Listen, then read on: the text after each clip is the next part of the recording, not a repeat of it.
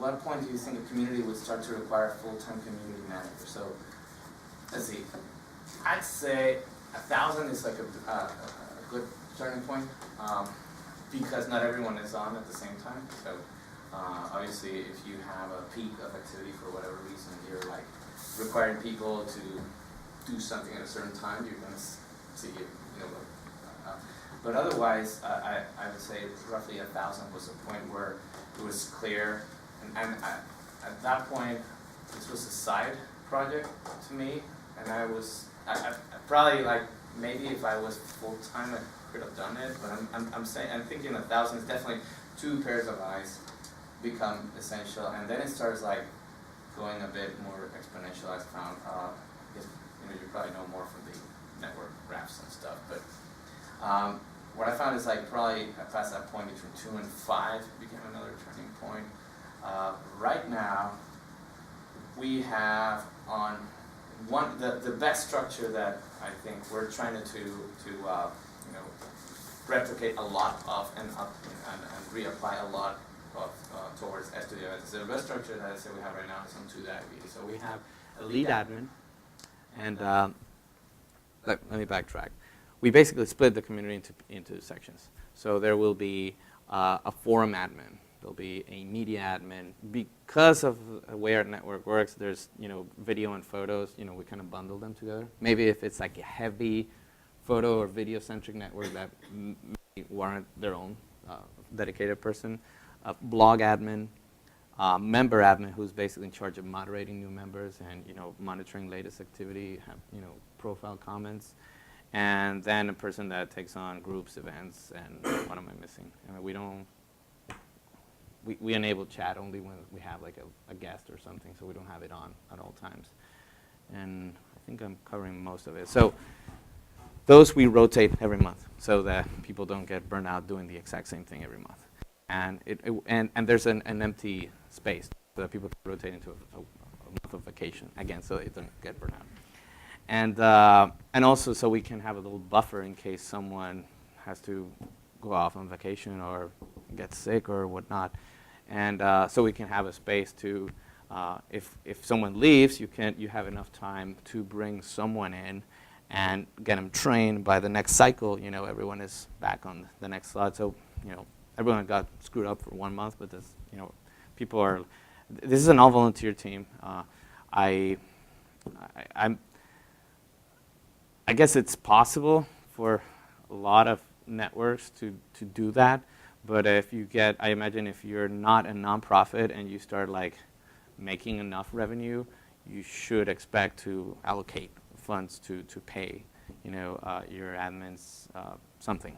And what we do is like once a year we send them, an Amazon gift card, and we try to recognize them as much as we can as well, because they're really the ones that are doing this every day. So these guys have a lead admin, and this lead admin plays on a number of roles. Like we used to not have, that I would be that lead admin, so to speak. So it's like if there's a doubt about how to proceed in a certain situation, especially this is like 80% of the time dealing with 20% of the members or the issues. You've seen this too. Like, so there's always that the very outspoken members or the the borderline people who are like just pushing it enough, but like not going too far. And so there are moments when there's not a written rule about something, and that person tends to take on that role. So what do we do in this case? And maybe we'll confer about it and make a decision. But ultimately, that's where those guidelines also come in handy. I think of them like, I'm not an overly religious person, but if you think about it, these are like the 10 Commandments. If you have a doubt, refer to that. Like okay, so I'm not going to kill anyone. Okay, so I'm not going to kill this guy.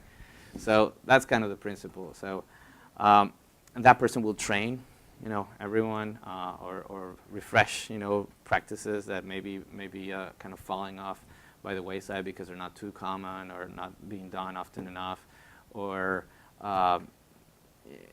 basically serve as a lead and an example to follow for all the rest of the team.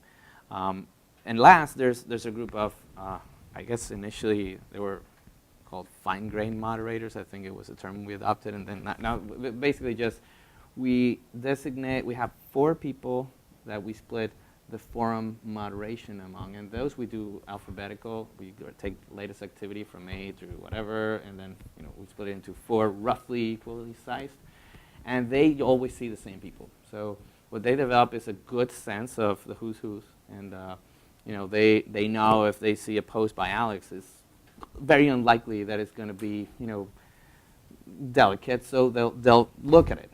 But if they see a post by John, maybe they say like, okay, he's okay. So they develop a very good sense of that, and they spot the issues like well before they become issues, or maybe they don't become issues, but we are at least are keeping an eye on them at that point.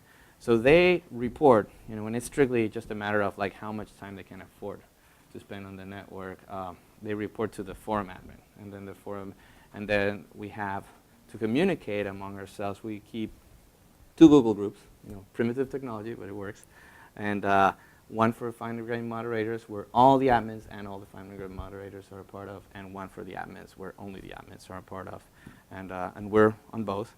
And this one serves as like, hey guys, I just saw this, thought you should, be looking at this, or this new member kind of looks a bit strange or whatnot. That model has worked really well. It's been going on for about a good 2 years, and I think it is again, maybe I see it working differently in terms of like compensation in the case of the admins. In our case, we've been really blessed, with the kind of people. They see it as a way to give back to the community in return for what they feel they have gotten as patients and what they've been able to learn and improve their diabetes management. So on Estu Diabetes, and so we have monthly calls with each of the teams. On Estu Diabetes, it becomes a bit trickier because